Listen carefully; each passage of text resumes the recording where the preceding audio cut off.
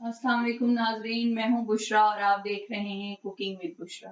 जैसा कि गर्मियों का मौसम है और बच्चों की बहुत फरमाइश होती है आइसक्रीम खाने के लिए, तो मैंने सोचा 2-3 तरह की आइसक्रीम बनाई जाए, आप लोगों को भी 2-3 तरह की रेसिपीज दी जाएं।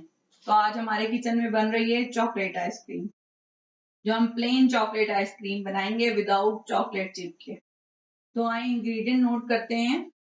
कोको पाउडर हमें चाहिए 1 कप, कंडेंस मिल्क हमें चाहिए 1 कप,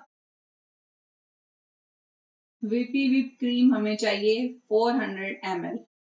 अगर वीपी विप क्रीम नहीं है आपके पास तो आप कोई भी डेयरी क्रीम ले सकते हैं। डेयरी और नॉन डेयरी आप दोनों यूज कर सकते हैं।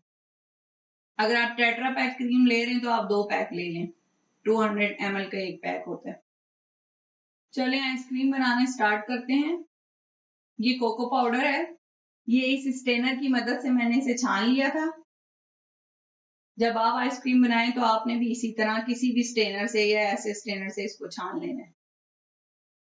कोको पाउडर में कंडेंस मिल्क शामिल करते हैं। हैंड विस्कर की मदद से आपने इसको मिक्स कर लेना है। कोको पाउडर और कंडेंस मिल्क को हमने मिक्स कर लिया है। अब इसे साइड पे रख देंगे। एक बाउल लेंगे, बाउल में क्रीम डालेंगे, क्रीम को बीट करेंगे। क्रीम में कोको पाउडर और कंडेंस मिल्क जो हमने मिक्स किया था क्रीम में शामिल करेंगे।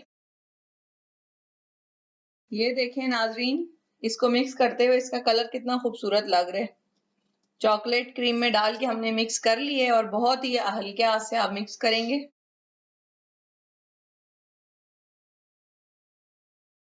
तमाम चीजें मिक्स हो गई हैं। अब हम इसे एयर टाइट कंटेनर में डालेंगे।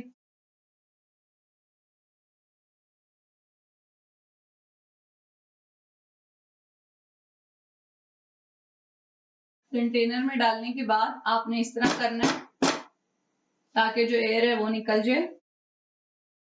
फिर हम इसे क्लीन रैप करेंगे ताकि इसमें क्रिस्टल ना बने।